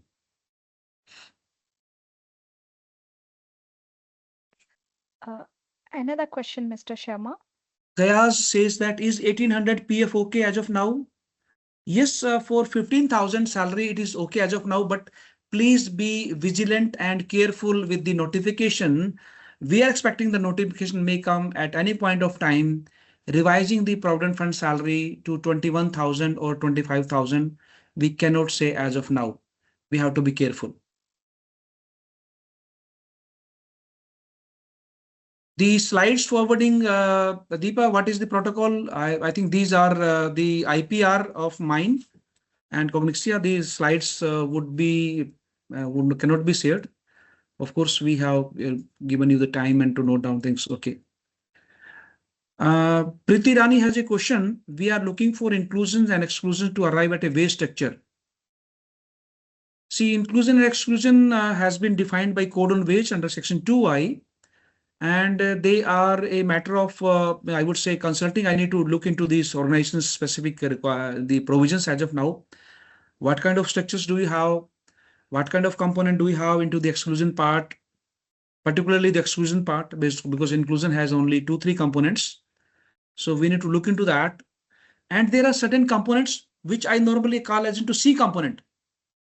The code says A plus B, inclusion and exclusion, but there are certain components which are even out of the exclusion part, like leave encashment, like gratuity.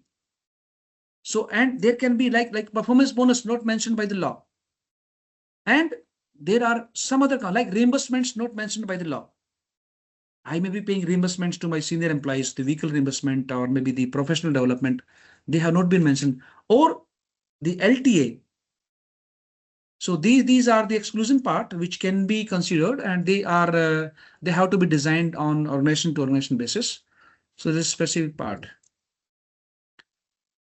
Okay, Manoj Agrawal ji has a question that employers offer flexi basket. Yes, Manoj ji, the flexi baskets would be partly covered under the allowances of 50% and maybe partly not.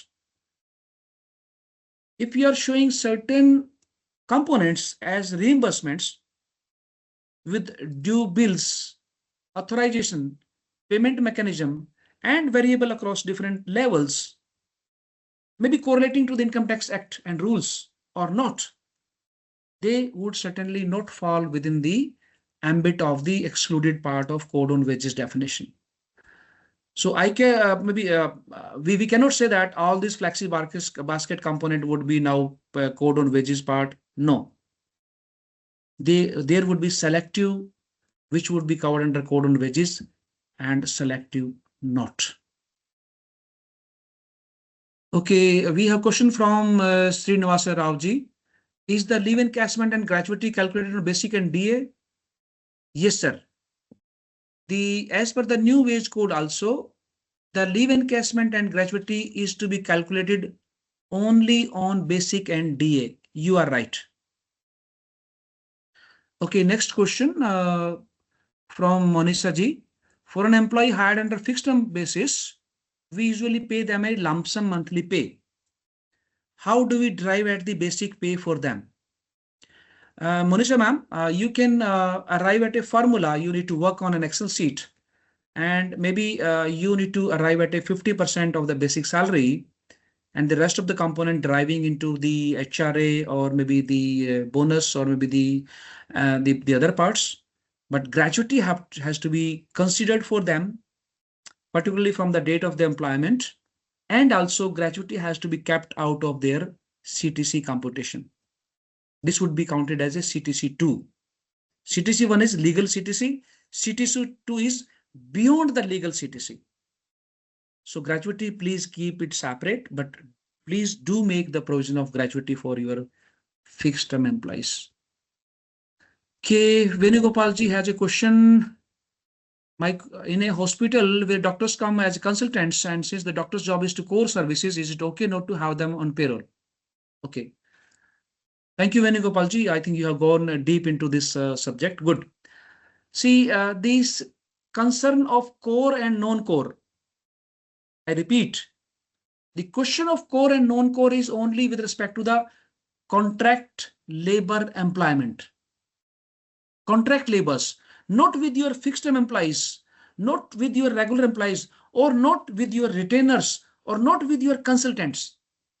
So doctors as consultants or retainers can be hired even in core activity, any business, including the hospitals.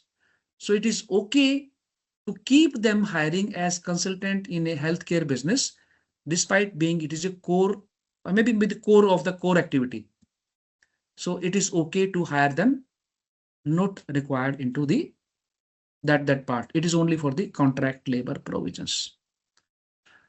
Thank you. Devanshuji has a question. Could you please clarify the criteria used to determine what qualifies as a core activity?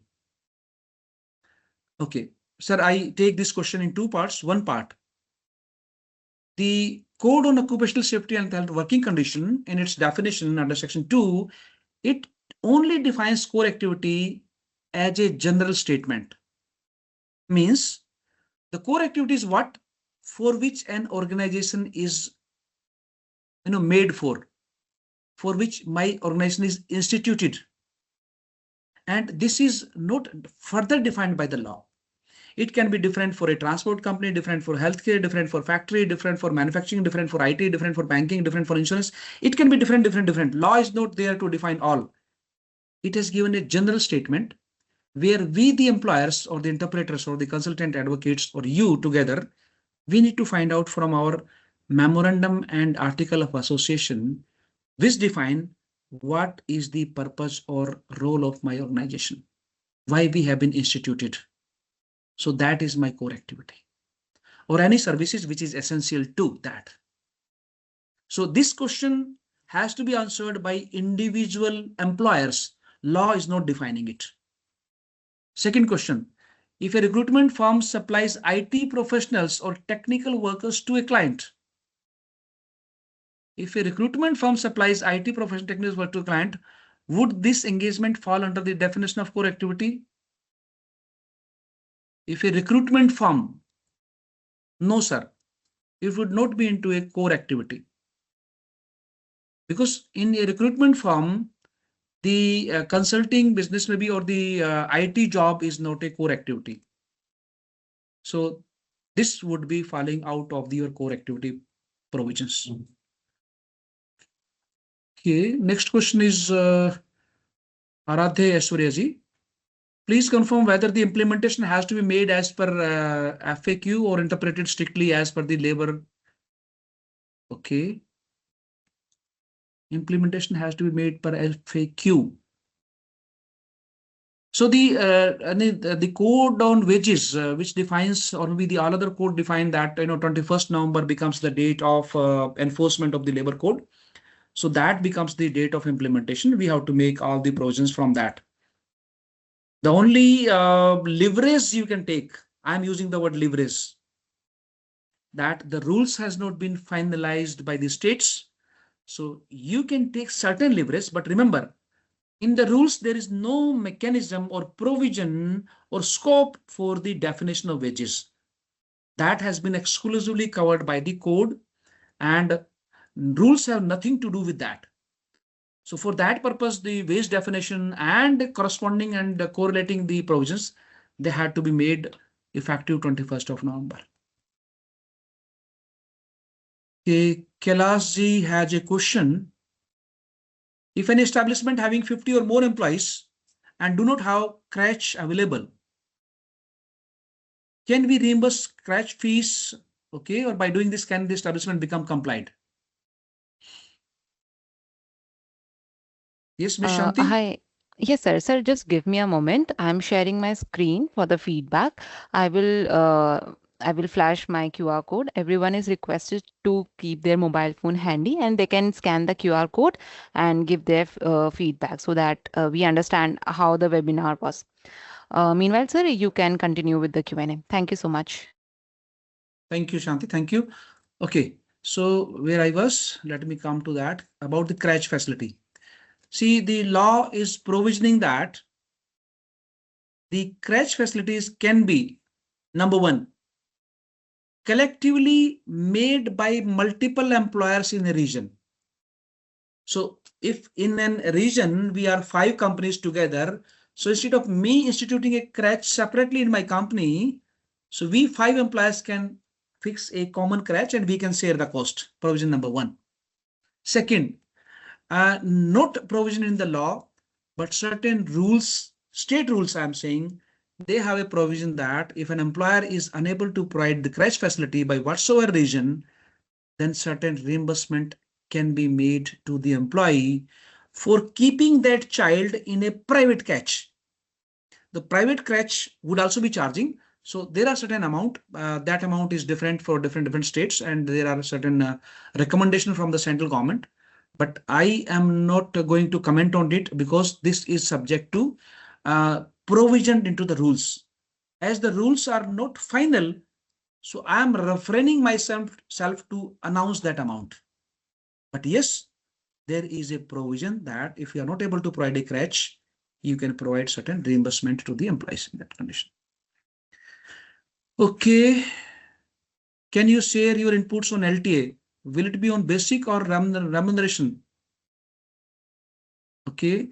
So LTA is on basic salary.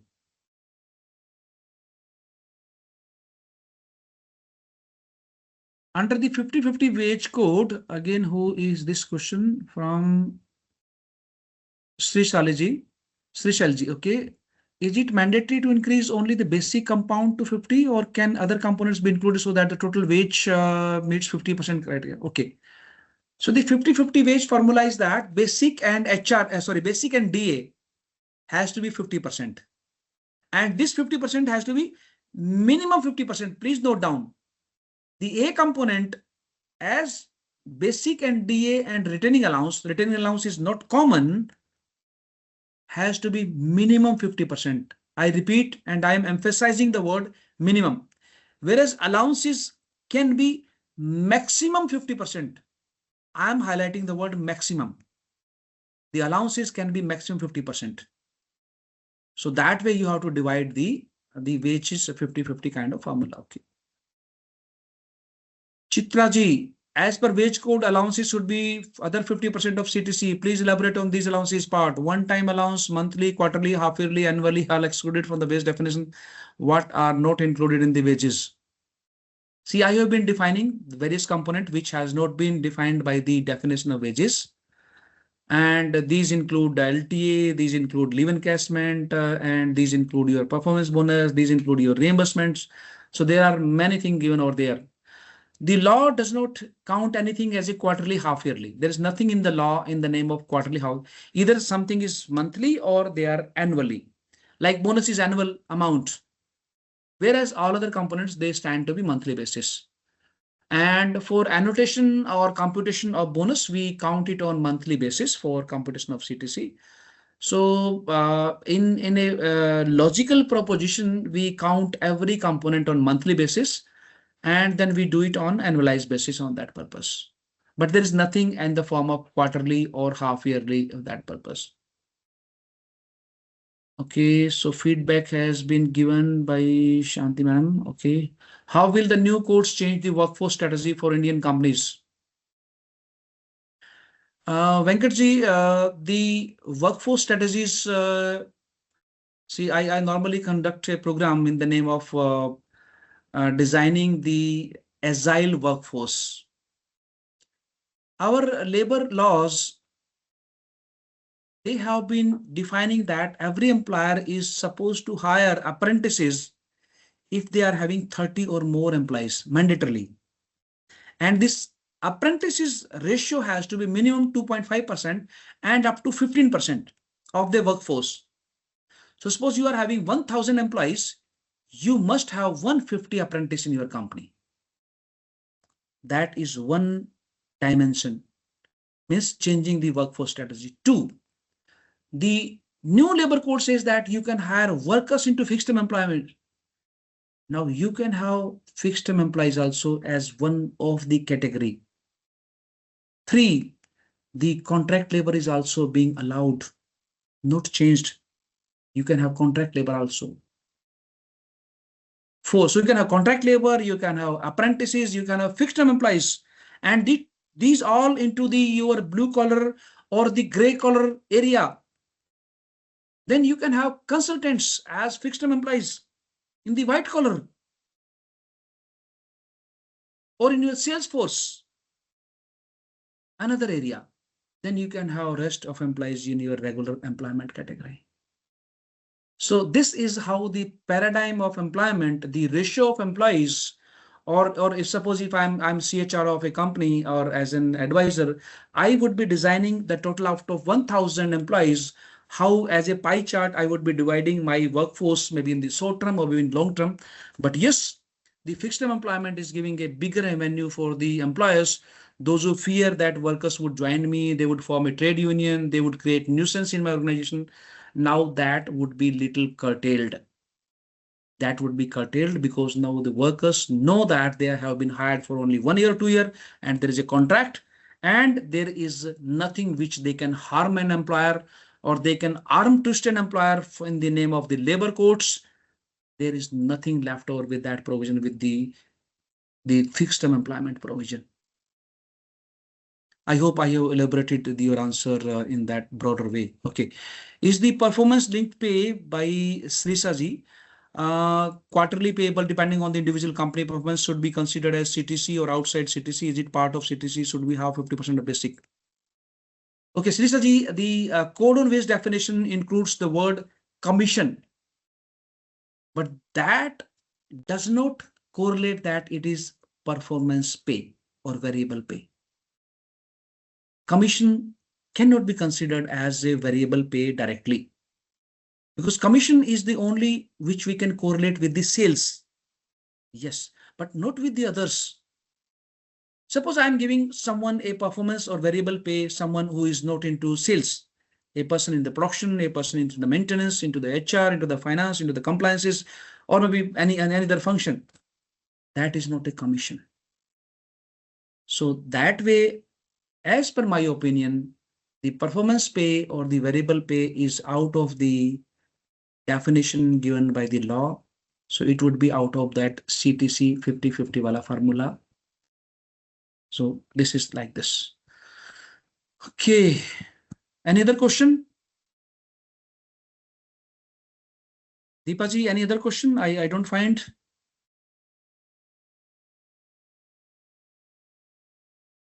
Right. So I hope my questions has been duly answered too. If someone has, let me wait for 1 or 2 more minutes. If someone has any question, can come forward. Okay, one more question. How will the new labor codes change the workforce strategy for okay, this I have done already. Is the performance linked pay okay? What is the treatment of flexible allowance? Treatment of flexible allowance. Flexi pay, you mean to say? It is not part of exclusion list. Flexible pay word has not been used by the law. So I would say that you can exclude it from the wage definition. Okay, next is from Chitra ji. If we pay an incentive on monthly basis, should we consider them under wages? Incentives. Incentive again has not been defined by the law. Has not been defined by section 2Y. And again, incentives has been variable. So there are basic flaws with this definition. Overtime and commission has been included as part of allowances and capped at 50%, which by inherent nature are variable every month. So I would recommend, please consider it out of the wage inclusion list. Okay. What is the incentive on monthly basis? Okay, okay, ho gaya, ho gaya. Also, what is the total remuneration concept? All the amount being paid to the employees is total remuneration. But this does not include the reimbursements. And in my consulting and recommendation, I don't include the perquisites also. Perquisites are also not remuneration. So reimbursements are not the remuneration. So you can exclude them out of this this total remuneration concept. Okay, is it may be flexible benefit plan. Yes, you can refer to that. Yes, that is that flexi pay book bucket which we have in normal some of the companies. It is the same part. You can consider it. Okay.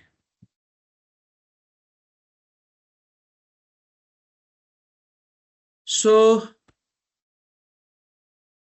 thank you all for your participation. I hope you must have enjoyed this session and you must have got the a deep understanding of the labor codes and particularly what is impacting the business in terms of the key liabilities. And hope you would be translating these into the policy deployment, into the salary restructuring, and into the strategic changes with respect to the new labor codes. Should we conclude, Deepa ma'am? Yes, hi sir. Thank you so much for this wonderful webinar. I hope everybody got a wonderful insight from this session. I think now, sir, we are good to wrap up this session. One participant, Srisa, says that we were told that presentation shall be shared with us, but now presenter said that he will not. So I am not very aware of this concept. Let this be Ms. Deepa, please take up what is our policy for that. Yeah, sure, sure. We will look after this. So I don't know what are the protocols for this. So please address it appropriately. Yeah, sir. No problem. We will take after this, sir. We have So, taken this Srishan, into if our we have consideration. protocols, we will. But if we don't have protocols, please pardon us for that. Thank you, all of you, and great. I am happy to see the remarks from Srisaji. Thanks, and yes, thank you, thank you, thank you. See you better next time. Okay, great.